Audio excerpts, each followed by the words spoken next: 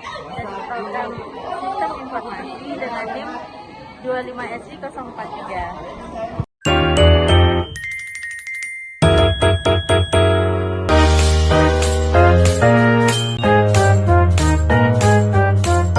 Halo semuanya, nama saya Gina Fadela. Di video kali ini saya akan mempresentasikan kumpulan tugas manajemen saya yang mencakup perencanaan pribadi hingga pengelolaan organisasi dan SDM.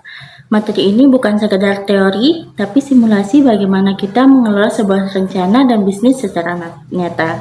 Mari kita mulai dari tugas pertama. Pertama, kita bicara soal perencanaan sederhana, liburan ke Bali di akhir Desember. Rencananya, saya berangkat tanggal 26 Desember lalu untuk merayakan tahun baru di sana bersama teman-teman dan harus kembali ke Lombok tanggal 1 Januari 2026 untuk melanjutkan kuliah.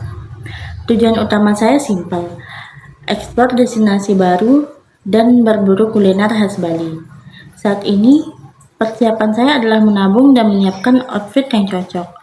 Namun, ada beberapa hal menarik dalam analisis saya. Yang pertama, kemudahan. Saya berencana mengajak orang tua. Kenapa? Agar pengeluaran lebih terkontrol dan ada pengawasan ekstra selama di sana. Hambatannya, orang tua saya mungkin tidak bisa ikut, dan teman-teman saya juga masih sibuk dengan urusan pekerjaannya masing-masing. Jadi, kuncinya adalah menabung sejak awal bulan agar rencana itu tetap terrealisasi.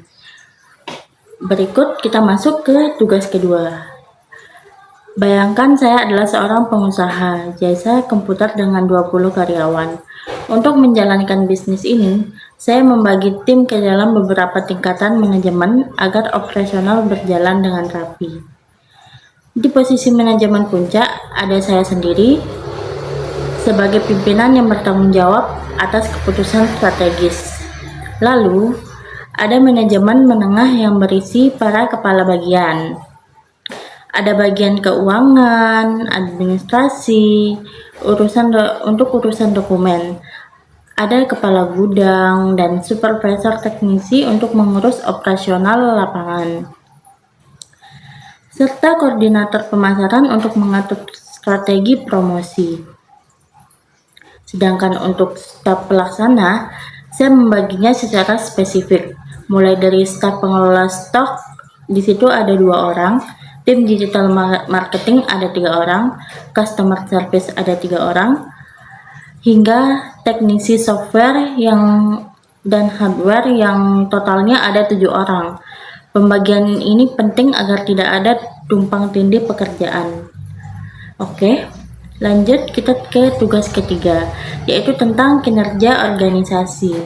Ternyata komunikasi itu jantungnya perusahaan. Kalau komunikasi tidak efektif, dampak fatal. Contohnya bisa terjadi duplikasi pekerjaan. Bayangkan kalau tim teknisi software dan hardware mengerjakan hal yang sama hanya karena kurang koordinasi. Itu pemborosan waktu. Atau kalau bagian pemasaran mungkin lupa menginfokan promo baru ke customer service, pasti mereka bingung saat menjawab pertanyaan pelanggan. Itulah kenapa komunikasi 2 arah lebih efektif dan ada ruang untuk klarifikasi sehingga informasi lebih akurat dan karyawan merasa dihargai karena pendapatnya didengar. Apalagi sekarang ada teknologi, tim marketing bisa koordinasi lewat video call secara real time dan stok barang bisa dipantau pimpinan detik itu juga melalui sistem. Di tugas keempat dan 5, saya mensimulasikan proses rekrutmen untuk toko baju online dan tim marketing. Untuk posisi kepala gudang, saya mencari yang minimal lulusan D3 atau S1 dengan pengalaman 2 tahun. Tugasnya berat, mengelola kinerja staf, menjamin akurasi stok, hingga menyusun laporan bulanan. Sedangkan untuk tim marketing, kualifikasinya lebih terbuka, minimal SMA, berpenampilan menarik, dan yang terpenting bisa jualan baik online maupun offline. Mereka akan saya beri fasilitas seperti gaji pokok, insentif, hingga tunjangan bensin dan pulsa. Proses seleksinya pun cukup ketat ya, mulai dari administrasi, wawancara, hingga tes praktik cara menawarkan produk ke konsumen. Baik, saya akan membahas tugas terakhir saya, yaitu tugas ke-6 adalah rancangan program pelatihan membuat buket bunga. Kenapa ini penting? Karena tren buket untuk wisuda dan ulang tahun sedang naik daun saat ini. Tapi ternyata orang banyak yang belum tahu teknik merangkai bunga yang estetik.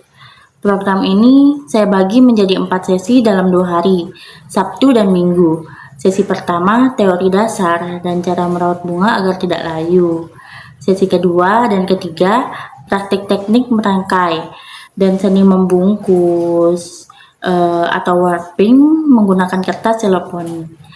Sesi keempat, cara menghitung harga jual atau HPP dan strategi foto produk untuk media sosial.